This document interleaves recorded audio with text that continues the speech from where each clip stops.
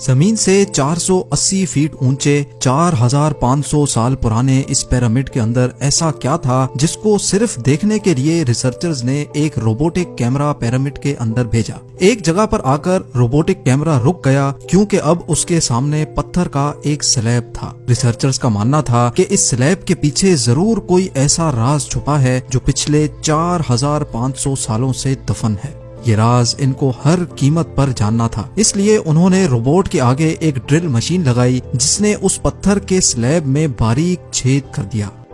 अब इस छेद के अंदर एक कैमरा भेजा गया जिसने स्लैब के उस पार एक ऐसा मंजर देखा जो पिछले 4500 सालों से किसी ने भी नहीं देखा था। जेम टीवी की वीडियोस में एक बार फिर से खुशामदीद। नाजरीन, मिस्र यानी इजिप्ट में टोटल 138 ऊंचे तरीन पिरामिड्स मौजूद हैं जिन्होंने पिछले हजारों सालों से दर्जनों अर्थक्वेक्स और कई खतरनाक तूफान का सामना किया, लेकिन मजाल है इनमें से कोई एक भी इधर से उधर हुआ हो। इनमें से सबसे ऊंचा और बड़ा pyramid the great pyramid of Giza कहलाता है और इस पिरामिड की बेस का एरिया 13 एकर्स है। यानी इस पिरामिड के अंदर हैरत अंगेज तौर पे एक दो नहीं बल्कि पूरी 9 फुटबॉल फील्ड्स आराम से फिट आ सकती हैं। एक एस्टीमेट के हिसाब से इस पिरामिड में टोटल 23 लाख बड़े बड़े पत्थरों का इस्तेमाल हुआ, जिनमें से कई पत्थरों का वजन 50 टन भी था। अगर इसके टोटल वजन का अंदाजा लगाया जाए तो इस पिरामिड का वजन 60 लाख टन है, जो 12 बुर्ज खलीफा के वजन के बराबर बनता है।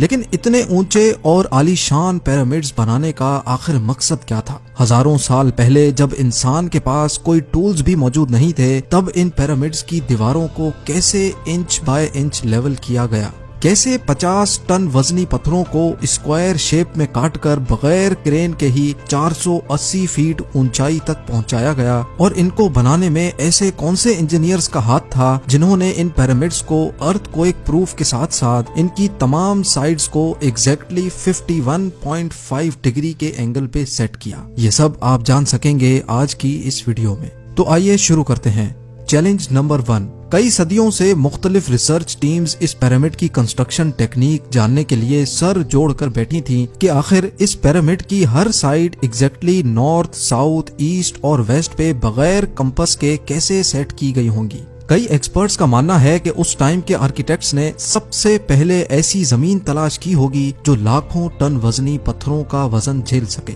उसके बाद पोलर स्टार्स यानी वो सितारे जिनकी मदद से अर्थ के पोल्स का पता पड़ता है, उनकी मदद से पिरामिड की हर साइड को मार्क किया गया।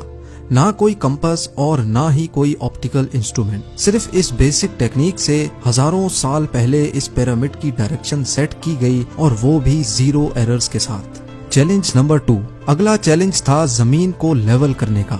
जिस 13 एकड़ की जमीन पर इस पिरामिड को बनना था, उसका लेवल थोड़ा सा भी आउट होता तो 23 लाख पत्थरों के इस पहाड़ का खड़ा होना बिल्कुल भी मुमकिन नहीं था। अब इस जमीन को लेवल करने के लिए उस टाइम के इंजीनियर्स के पास ना ही लेजर लेवलर था और ना ही बबल लेवल। एक्सपर्ट्स का मानना है कि कंस्ट्रक्शन साइट की चारों साइड्स पर खड्डा करके उसमें पानी डाला गया होगा और फिर एक साइड के पानी के लेवल से दूसरे साइड के पानी के लेवल को मैच किया गया होगा। जो जमीन का हिस्सा पानी के लेवल से मैच नहीं कर रहा होगा, उसको छेनी और हथौड़ों की मदद से काट कर लेवल किया गया होगा। कई एक्सपर्ट्स का मानना है कि एंशिएंट इजिप्शियंस ने इस सिंपल टूल का भी इस्तेमाल किया, जिसकी दोनों साइड्स पे लकड़ियां और उसके ठीक सेंटर पे एक रस्सी से पत्थर बंधा हुआ है। अगर पत्थर जमीन से टच हो गया और उसकी रस्सी ठीक सेंटर लाइन पे आ रही होगी तो इसका मतलब है कि बीच की जमीन परफेक्टली लेवल्ड है।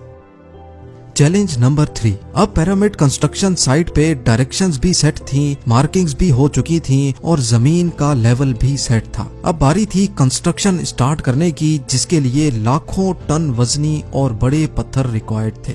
लेकिन ये पत्थर काटने के लिए ना ही उनके पास ग्राइंडर थे और ना ही जैक हैमर्स। लेकिन फिर भी उन्होंने 50 टन वजनी पत्थर काटे भी और उनको स्क्वायर या रेक्टेंगल शेप भी दिया। लेकिन आखिर किसकी मदद से?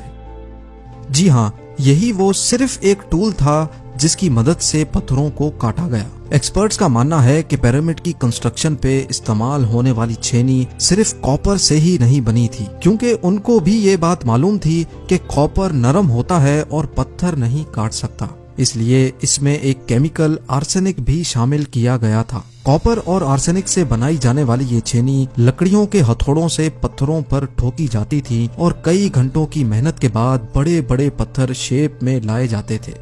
Challenge number 4۔ اب چونکہ یہ خاص قسم کا پتھر جس کو آج لائم اسٹون کہا جاتا ہے، اس کی کٹائی پیرامڈ کنسٹرکشن سائٹ گیزا سے 250 کلومیٹر دور ٹورا کے شہر میں ہو رہی تھی۔ اب مسئلہ تھا یہ پتھر گیزا تک ٹرانسپورٹ کرنے کا۔ ہر ایک پتھر 50 ٹن یعنی 50,000 kg کے برابر تھا، جو تقریباً 3 پیسنجر بس کے وزن کے برابر بنتا ہے، اور ایسے 23 لاکھ پتھر صرف ایک پیرامڈ میں استعمال ہونا تھے۔ اتنا زیادہ وزن ٹرانسپورٹ کرنے کے لیے نہ ہی اس دور میں کوئی جانور کام آ سکتا تھا اور نہ ہی ان کے پاس ٹرکس موجود تھے، حتیٰ کہ اگر آج کل کے جدید دور میں بھی یہ کام کرنا پڑے تو ٹرانسپورٹ کمپنیز کو اچھا خاصا ٹف ٹائم آئے گا۔ حیرت انگیز طور پہ یہ کام ورکرز اور کشتیوں کی مدد سے کیا گیا۔ جی ہاں، ٹورا اور گیزا کے درمیان موجود ریور کا فائدہ اٹھایا گیا اور بڑی بڑی کشتیوں میں پتھر لاد کر پیرامڈ سائٹ پر پہنچائے گئے۔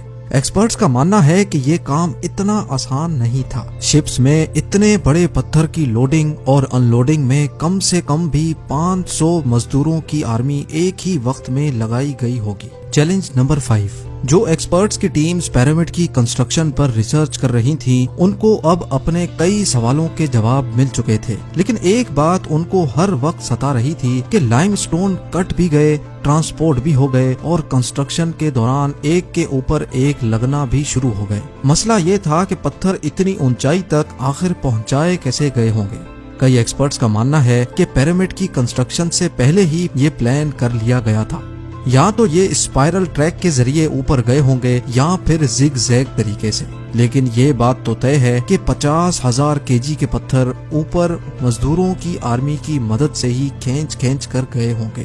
Challenge number 6۔ بات صرف لاکھوں مزدوروں چھینی ہتھوڑے سے لائم اسٹون کاٹنے اور اتنے بڑے پتھروں کو ٹرانسپورٹ کرنے کی ہی نہیں تھی۔ اس پیرامڈ کے اندر کمپارٹمنٹس، ان کے اندر جانے کا راستہ اور کئی چھوٹی چھوٹی سرنگیں بھی بنائی گئی تھی۔ باقی سب چیزیں تو ٹھیک تھیں، لیکن ایک چیز ایکسپرٹس کو حیران کر گئی، اور وہ یہ تھی کہ اندر کے کمپارٹمنٹس میں جو پتھر استعمال ہوا تھا وہ لائم اسٹون نہیں بلکہ گرینائٹ تھا۔ جی ہاں، گرینائٹ ایک ایسا پتھر ہے جو ڈائمنڈ کے بعد دنیا کا سب سے سخت ترین اسٹون مانا جاتا ہے۔ آج کل کے ماڈرن دور میں بھی گرینائٹ بڑے بڑے گرائنڈرز کی مدد کے سوا کاٹا ہی نہیں جا سکتا۔ دنیا بھر سے کئی آرکیولوجیکل ایکسپرٹس کو پیرامڈ کا وزٹ بھی کروایا گیا، لیکن کسی کو بھی اس بات کا سراغ نہیں ملا کہ 4500 سال پہلے ایجپشنز نے گرینائٹ جیسے ٹھوس پتھر کو اتنی صفائی سے کیسے کاٹا تھا۔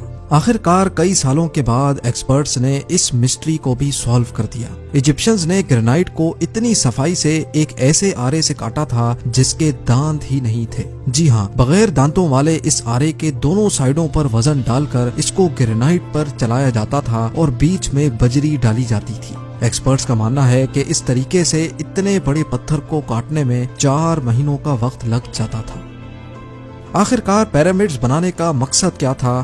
ان پیرامڈز کو بنانے میں کتنے مزدور ایک ہی وقت میں کام کرتے تھے، اور روبوٹک کیمرہ نے جب پیرامڈ کے اندر پتھر کے سلیب میں سوراخ کیا تو اس کے اندر وہ کون سا منظر دیکھا گیا جو پچھلے 4500 سالوں سے کسی نے بھی نہیں دیکھا تھا۔ یہ سب اور اس سے بھی زیادہ آپ جان سکیں گے اس ویڈیو کے پارٹ 2 میں۔ آپ لوگوں کے پیار بھرے کامنٹس اور لائکس کا بے حد شکریہ۔ ملتے ہیں ویڈیو کے اگلے شاندار پارٹ میں۔